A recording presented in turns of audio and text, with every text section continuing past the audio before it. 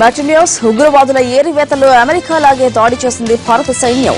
Al-Qaeda chief Osama bin Laden ను America గుట్టుగా అంతమొందించింది.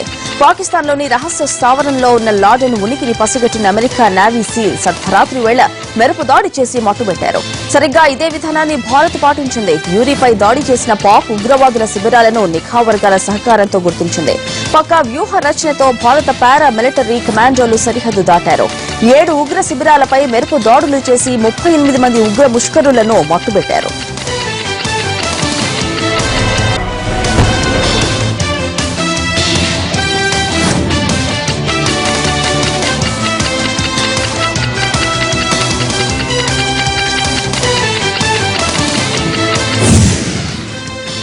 భారత్ పాకిస్తాన్ మధ్య యుద్ద మేఘాలు కమ్ముకుంటున్న వేళ కేంద్రం సైన్యానికి సెలవులు రద్దు చేసింది.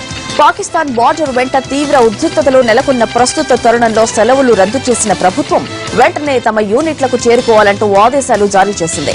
ఇప్పటికే సరిహద్దు వెంబడి అదనపు బలగాలను మోహరించిన ఆర్మీ మరిన్ని బలగాలను మోహరించేందుకు సిద్దమైంది. ఈ మేరకు సైనికులకు సెలవులు రద్దు చేసింది. ఎలాంటి పరిస్థితులైనా ఎదుర్కొనేందుకు సిద్దంగా ఉండాలని సూచించినట్టు తెలుస్తోంది. ఆదేశాలు అందుకున్న సైనికులు సమరోత్సాహంతో కదం తొక్కుతున్నారు.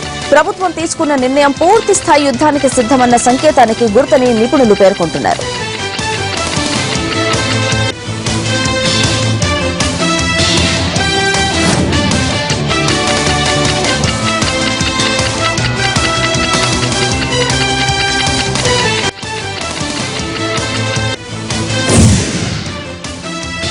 ఉగ్రవాదం మీద ప్రతీకారం తీర్చుకునేందుకు ఉవ్విళ్లూరుతోంది ఇండియన్ ఆర్మీ. యూరీ ఉగ్రదాడిపై ఆగ్రహంతో ఉన్న సైన్యం తమను విడిచిపెడితే ఒకే పూటలో ఉగ్ర శిబిరాలన్నీ ధ్వంసం చేస్తామంటోంది.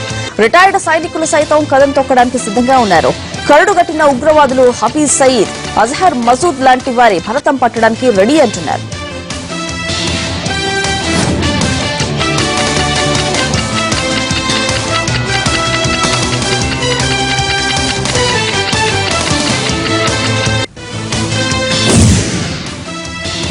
భారత్ పాకిస్తాన్ ఉద్రిక్తతలో తగ్గించుకోవాలని చైనా సూచించింది. పాక్ ఆక్రమిత కశ్మీర్లోని ఉగ్ర శిబిరాలపై ఇండియన్ ఆర్మీ ఆపరేషన్ జరగడంతో ఇరు దేశాలతో సంప్రదింపులు జరుపుతోంది చైనా.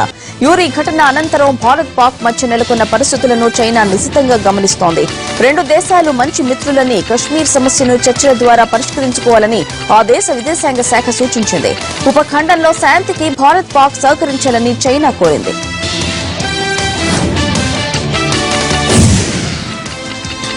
లండన్ వెళ్లిన పాక్ ప్రధాని నవాజ్ షరీఫ్ పాకిస్తాన్ కు తిరిగి రాకపోవడంపై విపరీతంగా చర్చ జరుగుతోంది. ఐక్యరాజ్య సమితి జనరల్ అసెంబ్లీలో మాట్లాడేందుకు న్యూయార్క్ వెళ్లిన నవాజ్ తిరిగి పాకిస్తాన్ కు రాలేదు. దీంతో నవాజ్ పై పాక్ ప్రతిపక్ష నేత ఇమ్రాన్ ఖాన్ తీవ్రంగా విమర్శించారు. షాపింగ్ అయిపోలేదా అంటూ నవాజ్ పై సోషల్ మీడియాలో విరుచుకుపడ్డారు పాకిస్తానీలు. ఇండియన్ ఆర్మీ మెరుపు దాడి వేళ కూడా నవాజ్ లండన్ లోనే ఉన్నారా లేక పాక్ లో ఉన్నారా అనేది తెలియరాలేదు. అటు పాక్ ఆర్మీ చీఫ్ సైతం నవాజ్ కు ఇండియన్ ఆర్మీ దాడి గురించి ఫోన్ ద్వారా సమాచారం ఇచ్చినట్టు సమాచారం. దీంతో నవాజ్ లండన్ లోనే ఉన్నట్లు తెలుస్తోంది.